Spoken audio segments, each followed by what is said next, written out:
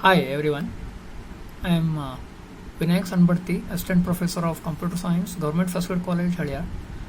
Today we are going to see how to manage the errors and exceptions in Java. Before we go for exception handling in Java, we have to first see what are the types of errors. Errors can be broadly classified as compile time errors and runtime errors.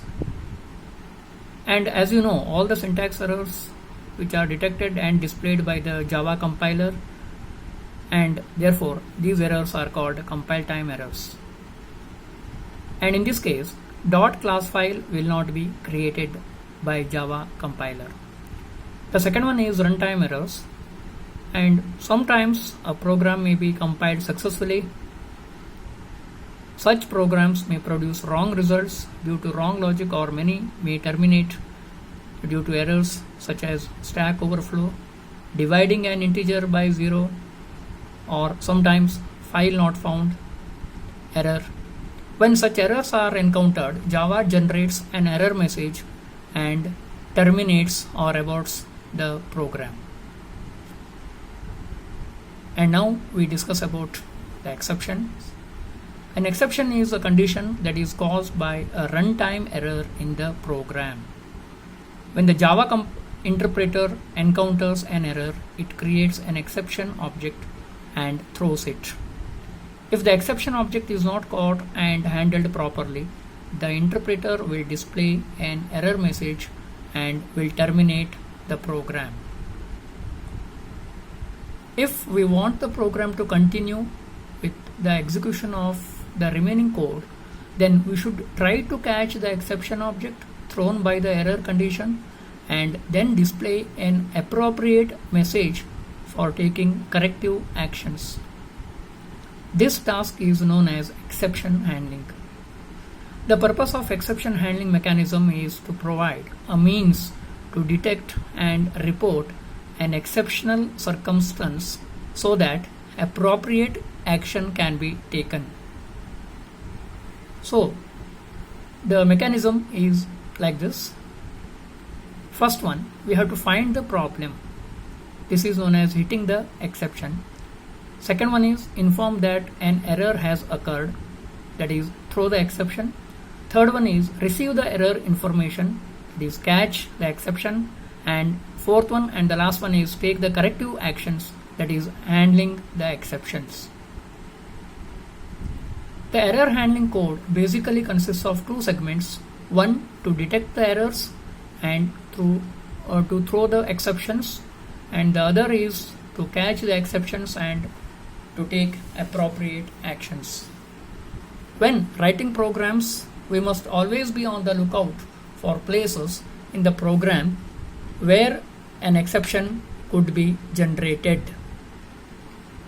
So these are the common Java exceptions: arithmetic exceptions, array index out of bounds exception, array store exception, file not found exception, IO exception, null pointer exception, number format exception, out of memory exception, security exception, stack overflow exception, and string out of bounds exception. So this is the syntax of exception handling code in Java. We have the try block and immediately after that catch block. The try block is creating the exception object which throws the exception object to the catch block, or in other words, the catch block will catch the exception object thrown by the try block, and the statements which handles the exception are put in catch block. Java uses a keyword try to preface a block of code that is likely to cause an error condition and throw an exception. A catch block is defined by the keyword catch, which catches the exception thrown by the try block and handles it appropriately. The catch block is added immediately after the try block. And this is the syntax. We have the try block statements which generate an exception, and next one is catch exception type E. E is the object which processes the exception. The try block can have one or more statements that could generate an exception. If any one statement generates an exception, the remaining statements in the block are skipped and execution jumps to the catch block that is placed next to the try block. The catch block also can have one or more statements that are necessary to process the exception. Every try statement should be followed by at least one catch statement, otherwise compilation error will occur. The catch statement works like a method definition. The catch statement is passed a single parameter, which is the reference to the exception object thrown. If the catch parameter matches with the type of exception object, then the exception is caught and the statements in the catch block will be executed. Otherwise, the exception is not caught and the default exception handler will cause the execution to terminate. So let us see one programming example. Here we have a class called errors. So we have variables such as A is 10, B is equal to 5, C is equal to 5, and another two variables X and Y, all are of type integer. And here in the try block we have X is equal to A divided by B minus C, and here we may expect an exception to occur, because here the error is A divided by B minus C. 5 minus 5 is 0, so 10 divided by 0 is equal to infinity, which computer does not handle. It cannot handle, so it generates an error message. But this program will give a correct answer. Catch, we are having the next catch block here, arithmetic exception E. So here we are going to display an error message, division by 0.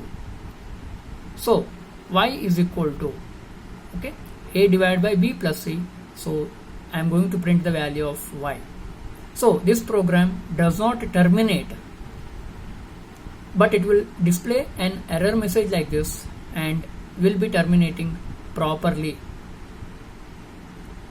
So we are going to compile the program, then run the program. It will display division by 0, Y is equal to 1.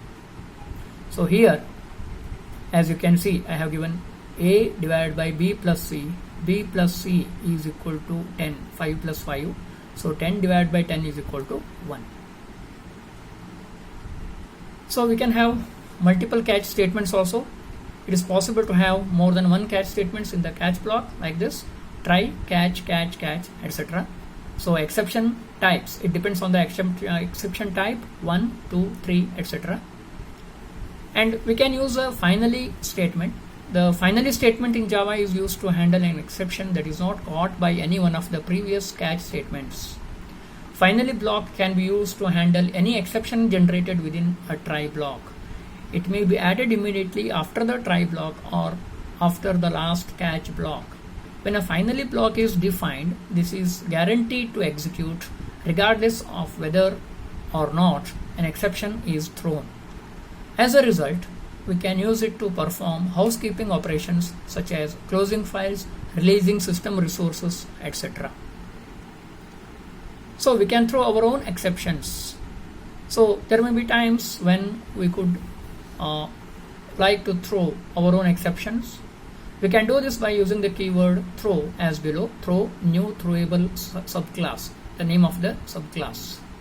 Examples: throw new arithmetic exception, throw new number format exception. The program given in the next slide which demonstrates this concept. So this is the syntax. So here we are having the class test my exception. We are having the main like this: x is equal to y, 5, and y is equal to 1000. We are having the try block and the catch block, and then finally block we are having. It is going to print I am always here. So after executing all these things, it is going to display this. So it will be executed. The statements which are given in the finally block will be executed by default.